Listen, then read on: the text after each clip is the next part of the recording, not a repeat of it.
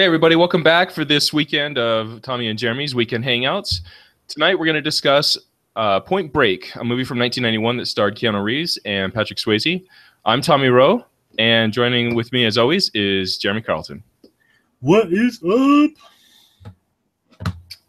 So how was your week been, Jeremy? How did you like watching the film and doing work and waking up at ungodly hours of the day? There are times when I feel like I'm the hardest working person in American Express, I tell you. Yeah. Somebody's got to do it. I guess so. So we've got some technical enhancements this week, which may have delayed us from going live, right? You've got a nice new sound system going on. Hello. Damn. This thing is fucking huge. That's some hardware. It like blocks out the monitor, so I have to sit closer to it. But at least I don't sound like a doofus. You may have noticed also the enhancement of sound it's been about 2 weeks when we were playing the live Madden. We got to use the microphone for the first time then, and that worked really well. Yeah. Got to crank it up next time and get some headphones going. It'll probably be better. For sure. I've got this handy dandy mic, nothing comparable to what Jeremy's got going on over there. It's not about the size. It's called penis envy. But I'm looking a little better. So now you can see me in HD and you can see the rest of the crap in my house. So maybe with the quality of video on both of our sides, audience will like it a little bit more. Cool. All right. Well, where do we begin? The very beginning. It's a good place to start. All right. So I remember watching this movie when I was, let's see, I think we were 14 or so when it came out. Yeah. Something like that. I think I probably didn't see it for the first time until I was like 16 or so. And I just didn't get it. Like, you know, they're surfing, and then they're robbing a bank, and then they're surfing, and they're robbing a bank, and then they're surfing, and then it's over. And yeah, Finn. So it was nice to go back and revisit it and watch it as an adult, and you know, you take a lot more in. Absolutely. And there were points in the movie that I recall when it came out. And for some reason, I thought that sections of the film were longer than I remember. The opening scene where we see Keanu doing target practice. I don't know why, but in my mind, that part was like at least 5 minutes longer. And then there was like a big ordeal about how on shot he was. And none of that happens. Right. It was just like a little montage scene that lasted maybe 30 seconds. Yeah. Like an intro to Keanu's character. Right. We're gonna need a montage. Montage. Something like that. Something like that. Like every 80s and 90s movie had a montage. So now if I see a montage, that's all that runs through my head is that freaking montage song from South Park. Is it South Park? Team America. Team America, yeah. I was on the right path. Well, I was thinking marionettes for some reason. And I was like, but was it in South Park? Bigger, longer, uncut, or something like that? Yeah, it was Team America. It's been a while since Trey and Matt have released a new film. They, I think I read somewhere that oh no, I was thinking of the video game. They said that they were never going to make another video game, and they're working on a part 2. So... but I don't think they'll ever work on another movie. There were so many issues with Team America that I don't think they'll ever do it again. In fact, a fun little piece of trivia, sorry to get off topic, but the only reason that they made Matt Damon the way Matt Damon was, you know, Matt Damon. When they got the marionette from the studio that made it, they thought that he looked kind of retarded. That's a direct quote. I'm not trying to be offensive to those with disabilities, but they said that he looked a little retarded, and so they didn't have time. They were already behind schedule, so they just ran with it and made him a little derpy. Matt Damon thought it was fucking hilarious. Like 6 years after the movie came out, someone asked him what he thought of it, and he's like, "It's the funniest thing I've seen in years." That's pretty cool. And he seems like he's a pretty nice guy, like pretty easygoing. I don't know. Sometimes he seems like a dick, and sometimes he seems like a pretty easygoing guy. Really? So getting back to Point Break, talking about the film, right? So there's the opening scene. You mentioned that there was a few things that just made a little bit difference to you. I will tell you, like, the biggest thing for me was just noticing all the stars in the film. To be polite, most of the stars in that film are just wackos, like just missing a few. Yeah, and that was one of the things I took notes on that I liked was Gary Busey before he turned into a crazy person. Enough said. Yeah. And John C. McGinley, he pretty much is the same person in everything he's in. You know, just this tough guy, wears T-shirts that are way too tight, and he's just kind of a dick. He does it well. Yeah. Yeah. One of my favorite films of him being a dick is Cliffhanger with Sly Stallone. Wow, It's the mountain climbing one. You ever seen that? Oh yeah, of course. I didn't know that he was in that. He's the guy that uses the pipe cutter to cut off the old man's leg. It's a scene worth checking out. Now I'll have to watch it again. Yeah. Gruesome. But yeah, he's a dick. However, there's movies like, I think it's called Wagons East with John Candy, where he plays the gay guy. And then, of course, there's Scrubs, where he's still a dick, but he's got a little bit more character build-up. Like, he has his heartful moments on top of just being a dick. Yeah, see, I loved him in Scrubs. Ditto. Yeah, one of my favorite episodes of that is the one with Brendan Fraser, and Brendan Fraser is gonna die. You cried on that one, didn't you? I got a little misty-eyed. A little misty. Yeah, it's a good one. So, other things. So we have opening credits, right? Oh, speaking of crazy, I had to look this guy up because this guy's a little nuts too, and I wrote his name down in here. Tom Sizemore plays in it. Do you know who that is? The name is familiar, but the face. Oh, okay, yeah. Yeah. So he's like the Fed, right? That's been following the house of guys that they think it is. Short spot in the film, but that guy's went a little nutty too. In fact, I think he was on a couple of the celebrity rehab shows. Probably. So again, another guy. You know, we've got Busey, we've got Sizemore, just losing it. James Cameron produced it, which kind of blew me away.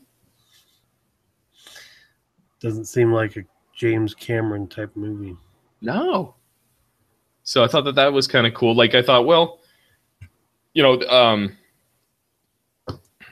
it's got to be a quality movie. When I was rewatching, I thought, well, maybe that's why I liked it as a kid. You know, maybe that's why I want to watch it again. Maybe that's why they're bringing a new one out, is because he did such a good job. I would have to say this is not one of his best films. No, I mean it's good and it's a classic in its own right, but man, it just is not a great movie. No. Blew me away that Lori Petty was in it. Fans of people who watch Orange is the New Black. I hate Lori Petty. She not like her. She can be annoying. Like, I think, didn't she play in Tank Girl? Yeah, she was Tank Girl. Yeah. And that film drove me nuts. But then I saw her in this and I was like, you know what? I don't think she was like that bad. when she was in this. I just think as her career progressed, she got more annoying. Yeah, I think they could have casted her better. You know, you look at pictures of surfer chicks now. I don't really know any surfer chicks off the top of my head, but you look at them now and they don't look anything like Lori Petty. No, no, they don't.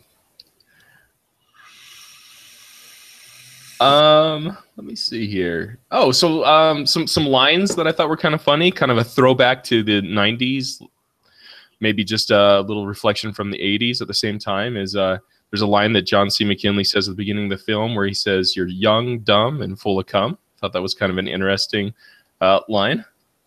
Still the best line. Still the best line. And another one is Busey is talking to Keanu, Johnny Utah, and says, it vanished like a virgin on prom night.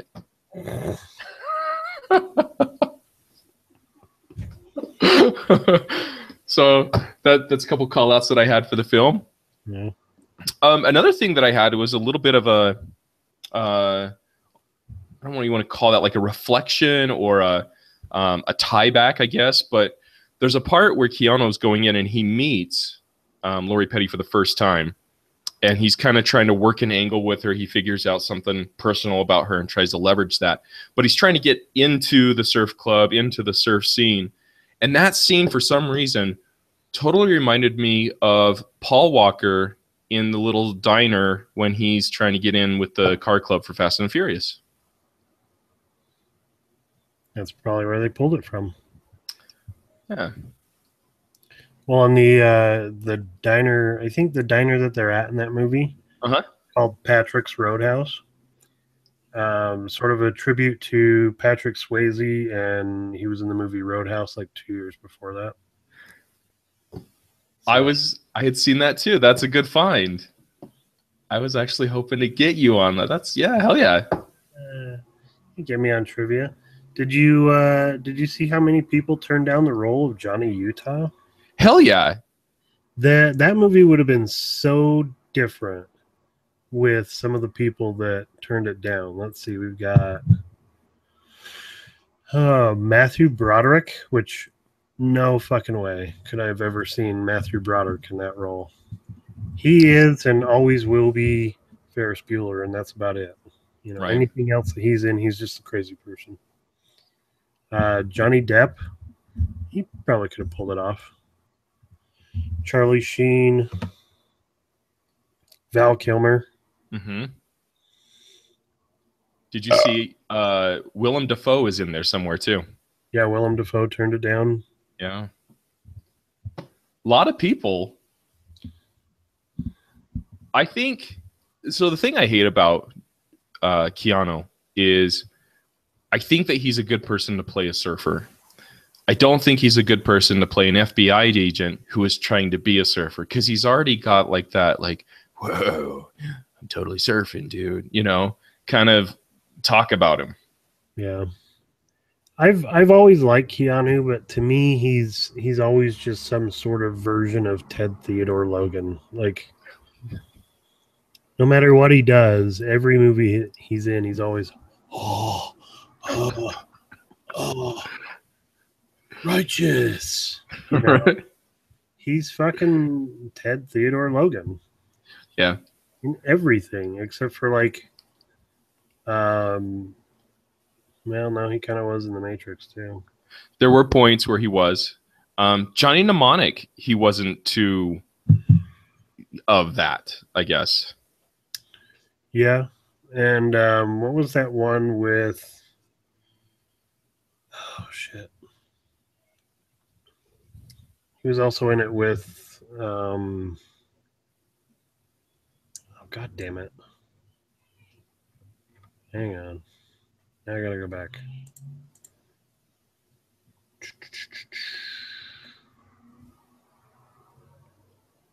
John Wick. I love John Wick. That was an awesome film. Scanner Darkly. Yeah. Yeah. That's just a weird film, though, too. Yeah. And Constantine. I think I like just about everything that Keanu's been in. Of course, there are exceptions like The Lake House. Hated that. I think he did A Walk in the Clouds also, right? Yeah, I think so. Yeah, chick flick. Yeah, Walk in the Clouds. That was right after Johnny Mnemonic. Yeah. About the same year. Think Minnesota. Minnesota. Yeah, that's with what's his name? Guy that plays the Kingpin. What is his name? Vincent D'Onofrio. Vincent D'Onofrio. Yeah, weird film because Keanu's like with just some weird white trash family, right? I don't think I ever saw that one. It's an indie film. Let's put it that way. Speaking of cast, Anthony Kiedis from Red Hot Chili Peppers in the film. Yes. Which I think is one of the only films that I've ever seen where Anthony Kiedis is in it and Flea was not. You're probably right. No. What else did I have in here? Oh, okay. So I got a little bit of trivia for you and a thing about the film. So they're playing football on the beach, right? And he's showing off his quarterback skills or whatever. Mm-hmm. And he goes a little overboard. So a couple things. One is he's running down the beach to go after Bodie, Patrick Swayze. He keeps on like hitting these guys, right? And there's a thing in the little insider tips that says that's actually that he's hitting the same guy every time. It's just a different camera angle. So I didn't notice that. The second thing is, and this is kind of my perception of the film is Bodie realizes that it's Johnny Utah from Ohio State, football, college career, blah, blah, blah. And I'm like, isn't that like risky? If he knew that about him, why could he not like try to find out more information about him and be like, well, who is this college football player coming in? Like, to me, that seems like it would break his cover. But at the same time, then I realized they don't have the internet back in 1991 as much as we do now. I was going to say, they didn't have Google. Yeah. So it's hard to change that mindset sometimes. Yeah. The additional, the perk on that scene is that is the same beach that they play soccer in Karate Kid. You can totally tell too. Right? It's like the fire's in the same spot and everything. Like it's exactly identical. And going off topic a little bit, there is a YouTube video out there about a guy who talks about how Ralph Macchio, the Karate Kid, is actually the bad guy in that film. That's cool, right? So awesome. They've done a bunch of those. I think they did well, any old ladies movie where there's a bad guy, they always make the good guy into the bad guy. And it's totally plausible. It really is. Let's see here. What else do you got on your notes? Let's see. So it was just funny when, like in the 80s and 90s, the riskiest sports out there were surfing and skydiving. It's, we gotta take risks and live life and yada yada yada. We're gonna go surfing. Mm-hmm. Nobody fucking cares about surfing anymore. Not really. Now skydiving costs like $150 now. Everybody's doing it. I wish I could do it. Everybody's doing it. So I just thought that was funny, and that's what I look forward to in the new one, because in the new one it looks like they're doing all kinds of crazier shit like wingsuits and flying down a freaking canyon and stuff. That is, yeah, I'm excited to see how they take that, and it's kind of cool because who knows what another 10 years, 20 years from now, maybe wingsuits are just going to be a normal thing that we do. And we're like, when did people think this was so risky? Yeah. Yeah. I mean, we have people now that get piercings in their back and dangle from them. You know, now that From like ridiculous heights. I saw a dude that had 2 hooks in his back, and he was like swinging over a massive cliff. yeah, that's yeah. What if your skin pops? You're dead. I think if at that point, wouldn't you just want to be? Yes.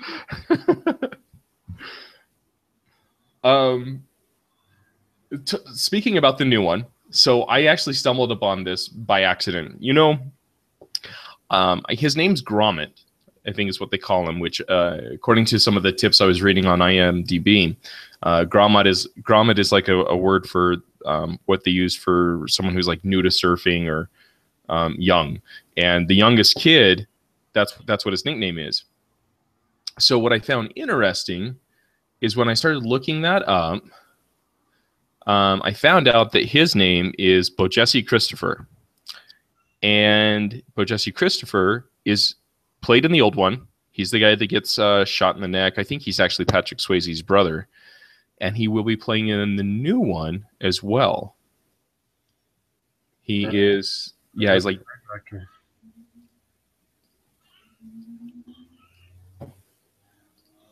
He's like detective something. FBI Director Chapman. There it is. Yeah. Huh. That's cool. Yeah, only one guy's coming back from the original. Kind of like I'm excited but nervous at the same time because there's not a lot of big names in the cast for the new one. Delroy Lindo, hells yeah. Mm-hmm. I like me some Delroy.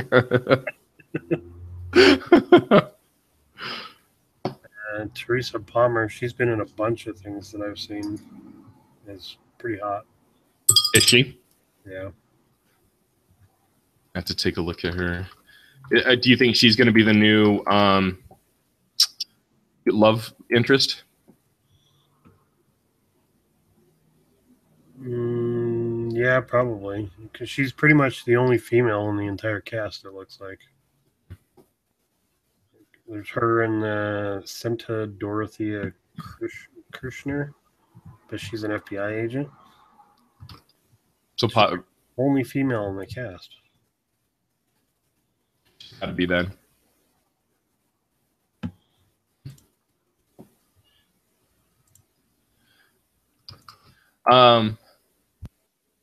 So I thought it was interesting. So there's a point in the film where like they think they know, they've caught the wrong bad guys, and they decided now, yeah, for some reason, like he has some kind of epiphany that like, oh, it's the dudes I've been hanging out with, and so yeah, so he starts kind of talking to Pappas, or whatever the hell his name is, and telling him like I followed him, blah blah blah blah blah. Well, when they go to run at them because they catch them robbing the bank, I'm like, dude, you're an idiot. Like you're supposed to be undercover. Why are you charging after him? And I get that the fact that like they were trying to catch him, but it blew his tire cover. Yeah, how did they not see him? Right. And then of course, then he continues to chase Bodhi, and and da da da da da da. And I get that it's a build up to a certain point in the movie, but like at some point, like after that, they come to pick him up to go do their whole skydiving thing, and like I have to wonder, like, what is Keanu thinking at that point? Like, does he think, oh, he didn't realize it was me, or what?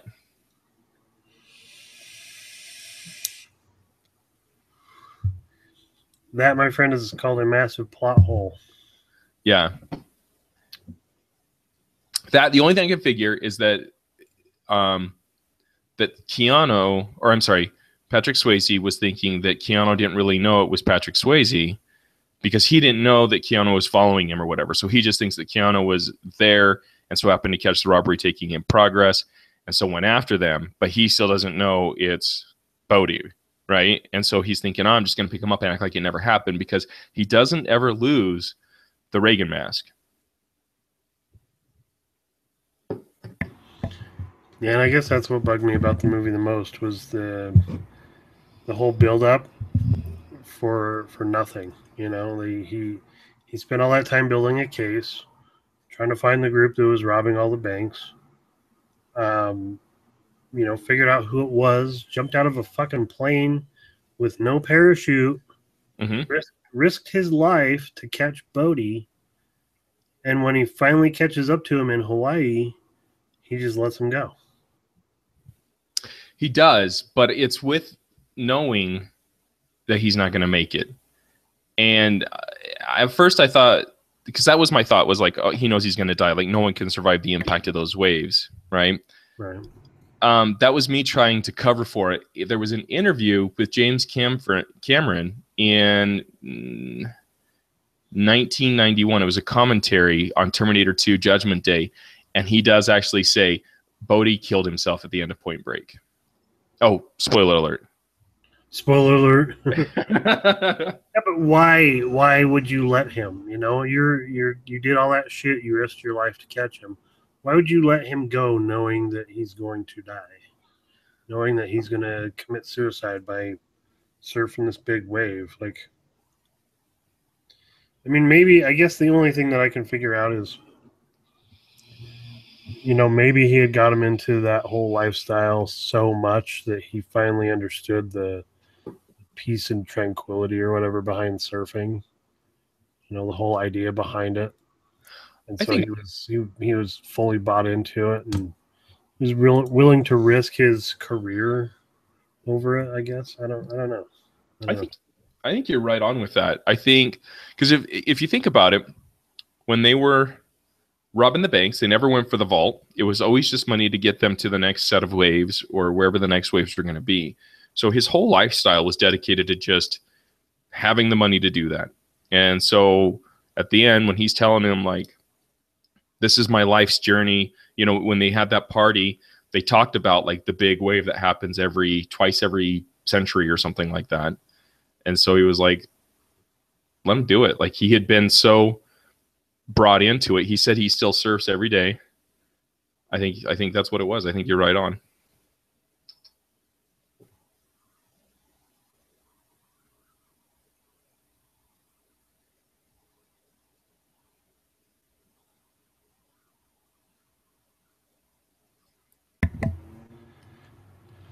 All right. So, I mean, that's really all the notes that I took about the movie, because there really wasn't, it wasn't a great movie. There wasn't a whole lot of substance to it. Not really. Surfing, bank robbing, catching the bad guy movie. I have just a couple other things. One, at the end, when Swayze does go to get the ultimate wave, he says, Vaya con Dios, go with God. So I thought that was kind of cool. Luckily I had Karen here to translate that on the fly for me. So that's why I also say I think he knew he was going to die. Plus, when he's walking away, he's like, he isn't going to come back or something like that. The skydiving scene, so we've talked about it a little bit.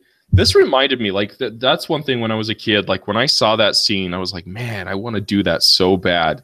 And even now, you know, so many years later, I still, like, I see that scene, I'm like, man, I want to go so bad.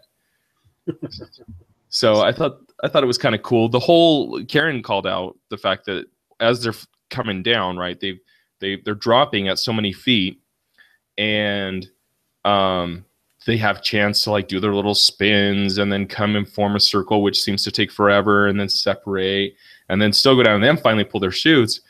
And Karen's like, there's no way in hell they have that much fall time. No. It's usually only about 30 seconds. Exactly. So it's a little deceiving. But that's movie drama. You know, the skydiving, they always portray it to be longer than it actually is. So God knows how many jumps they're making to get all that footage. Right. However, like you mentioned in the new one, if they're using those fly suits, that could be more believable. Yeah, because that's a lot longer. Yeah. So the other thing I thought was kind of cool, just to call out, is it took me a while to realize it, but the big thing in Lethal Weapon, the Lethal Weapon films, is Mel Gibson is the newer rookie cop, and Danny Glover's like the old, outdated cop. He even says, I'm too old for this shit. And there was that vibe in this film. And it wasn't like called out so clearly, but I was like, oh, yeah, it's the old young cop thing with him and Busey. Yeah, the old buddy cop story arc. Mm-hmm. Do anything for my buddy, even though he was kind of involved in killing people at the bank robbery. You know, he well, let me take him in. I don't want him to ride in with some black and whites, and then he freaking took him to the airport, and then ended up getting shot over it. Yeah. So smart on his part. The other thing, I wanted to see what you thought. At the end of the film, right, he knows that Patrick Swayze is going to die. But one added element to it is he throws his badge away. He just throws it in the water, as if to say, like, he quits now or something, or what. I wanted to get your thoughts on what you thought that meant. Well, I think it's just like I said earlier. You know, I think he's bought into the whole idea of the surfing lifestyle, and so much to the point where he was willing to just throw away his career, and so he threw away his badge into the ocean. Okay. That would make sense. I just wondered, like, I thought, like, because my thought was either one, he was going to be in the FBI until he finally got his man, you know, and then he was like done, right? And maybe he's just like at that point, he's like, I'm going to do, like you said, he's taken on that routine. The other thought I had, which is going just off the map, is like now he's going to become the new Bodhi. He's going to start going to the dark side and robbing banks, and I don't know.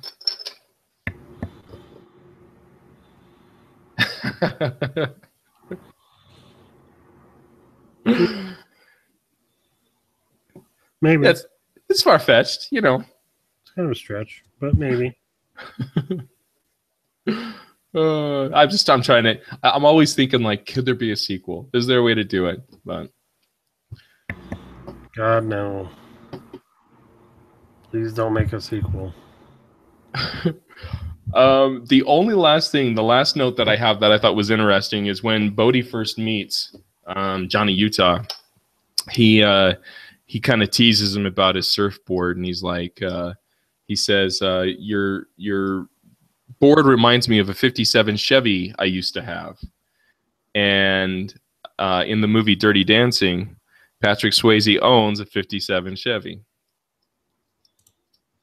So maybe a little Easter egg or something there. Yeah, there was a lot of those in the movie. When I was going through the trivia, they pointed out quite a few of them. Mm-hmm. Let's see.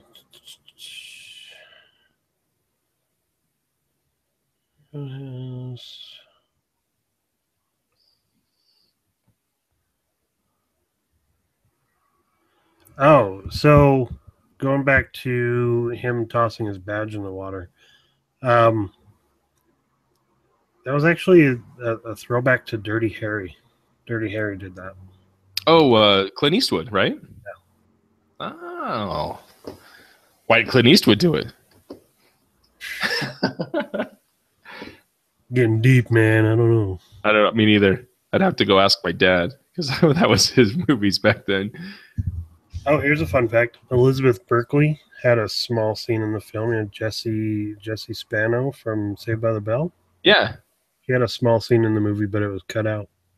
Huh. I wonder what it was. Stripping, maybe.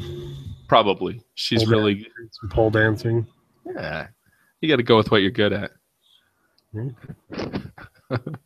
Well, that's all I have. So in short, you know, a movie that's going to be remade. On a scale of 1 to 5, what do you think? I'm going to give it a 1. Yeah? I thought it was pretty terrible. I guess it was probably pretty cool. I guess it did pretty well back in the day, but going back and reading it now, I mean, there's some cool throwbacks, but that's not enough to save it. I'm gonna give it a 1. Give it a 1. I'm gonna go with a 3. Nostalgia, I think, helps out a little bit there for me, but also just the variety of characters. Not so much like Keanu, but again, like you said, Busey before he went nuts, and seeing John C. McGinley in those early stages where nobody even knew who the hell that guy was, and just the scatter of like a few other people where you're just like, whoa, they were in that? Like, I don't even remember that. So, and having a storyline, I guess, good enough to say, hey, let's remake it. I guess. Yes. Milk that cow as much as they can. Hey, we've ran out of talent at this point to think of new stories, so now we have to just keep remaking the old ones. It's sad. Yeah. U.S. rentals for the film were 20 million. Worldwide rentals were much higher. It had a fairly low budget, if I recall. Let's see. Yeah, budget was 24 million. It grossed 43 million in the U.S. So that's a success. Shabby. A lot of Swayze fans, I think, back then too. So that may have helped a little bit. Yeah. Roadhouse. Hell yeah. All right, so that's our review for Point Break. What are we thinking about doing next week? Oh,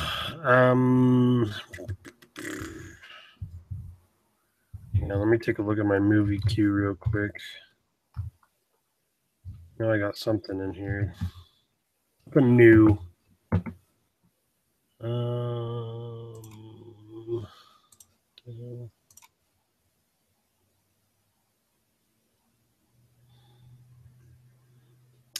Come on, computer. While you're looking, another thought that I had is as we get more subscribers, maybe we even open it up to them suggesting, like, here's a movie we'd love for you guys to review, and we can decide on that and announce that on a week-to-week basis. Absolutely. All right.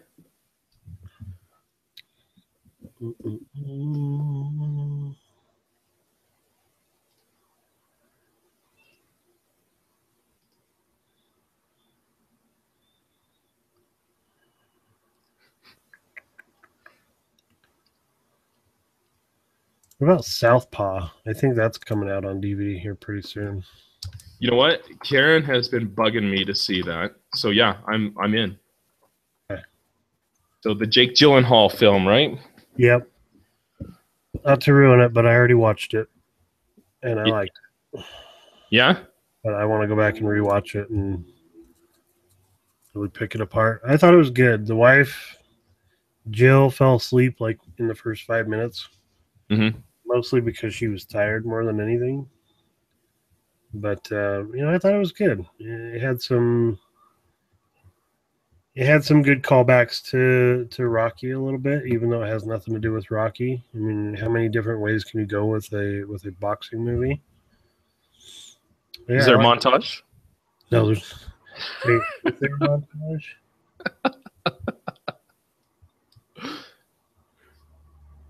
There is a montage. Yes, that's a boxing movie right there. Wouldn't be a boxing movie if there wasn't a montage. Right? Cinderella Man totally let me down because there was no montage.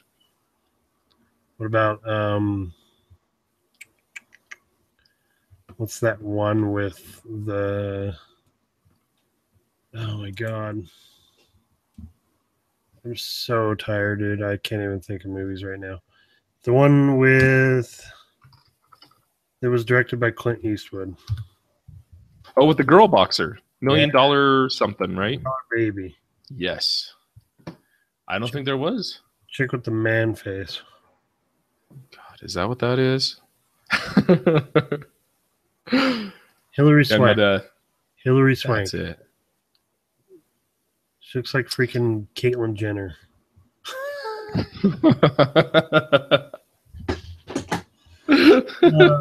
Hell. All right, cool. So Southpaw.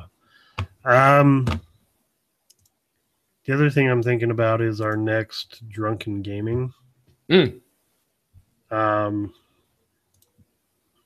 So I might buy Rock Band 4. Did you ever get into the Rock Band games? I did. Well, I got into the Guitar Hero, so I don't know if you could say that's comparable. Okay. But I did read recently that the new guitar is instead of having 5 buttons, it's now going to have 2 rows of 4. Did you read that? Yeah, that's the Guitar Hero one. I'm gonna get that on Tuesday for sure. Yeah. Little birthday present to myself. Nice. I just don't know if I can cough up $250 for the whole Rock Band kit. It's pricey.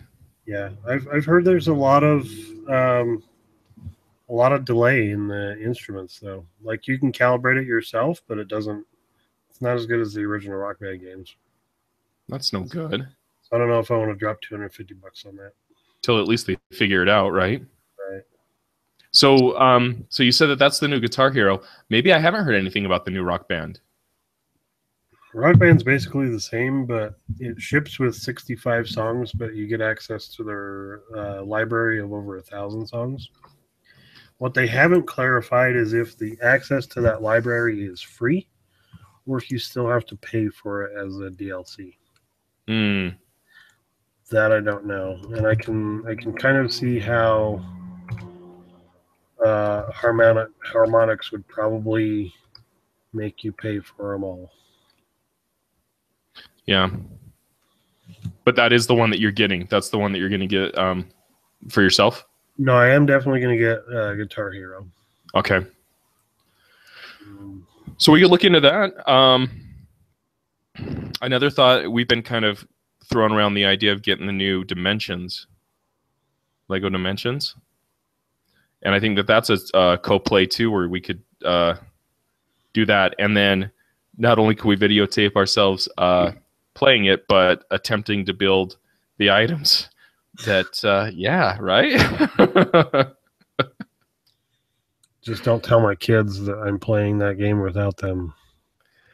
Well, I figure if we wanted, we could, I don't know how you feel, but maybe we have them involved with the building part so that they get that concept and then they know that they can play it when we're done or something like that. I don't know. No. No? No. Okay. If they want to get involved, they can watch. Gotcha. Daddy will send them the link and they can watch. Okay. But that means you'll have to get Xbox Live Gold. You're gonna have to suck it up and just get it, because you can't really stream. In fact, I don't know if you can stream straight to YouTube from the Xbox. Can you? I know that it has Twitch built into it, but I don't know if it has the YouTube. But isn't the YouTube an overlay on Twitch? No, if you're in a live stream to Twitch, you can export it to YouTube. The only problem is it downgrades it. So if you're streaming on Twitch at like 1080p 30 frames a second, yeah, it's going to downgrade to 720p at 30 frames a second. Kind of looks like shit. So, and then it may not work. But we can still do it. It's not a big deal. I mean, I can send you a couple examples of ones that I streamed to Twitch and then imported to Google. It's not that bad. So, no.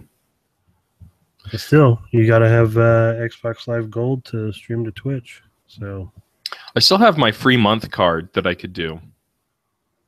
I never used it. I'll give you a tip about Xbox Live Gold too. When you're a member, if you call them and you say, I'm canceling because I can't really afford it. I did that twice, and each time they gave me 3 months for free. Really? So that's something to think about then too. Give that a whirl. Well, and I've been trying to do, and for our viewers as well, if you didn't know this, if you sign up for Bing's Rewards, if you do enough searches through Bing's, you get enough points that you could get Xbox Live for free. It's just you have to do like 3 searches a day and make sure it logs it or tracks it. We don't say the B word when we're using a service on Google. Just so you know. It rhymes with cha-ching. That thing, the search thing. The search thing that it allows you to get points. Yeah. It's something that I signed up for, and I will be honest, I have not even checked on my points. I was trying to search through the app, like, you know how you can do the widget on your phone. Thought that was more accessible, so I had 2 widgets, the Google one that we love and the other one. And I had done like 3 a day, 4 a day, just trying to get into the groove of doing it, and it wasn't tracking my points. And I was like, what the hell is going on? And I don't know if it's just if you use the widget, it doesn't track it. But if you actually go to the home page and do a search from there, it does, because it shows your login credentials. I don't know. So I gave up. Too much effort.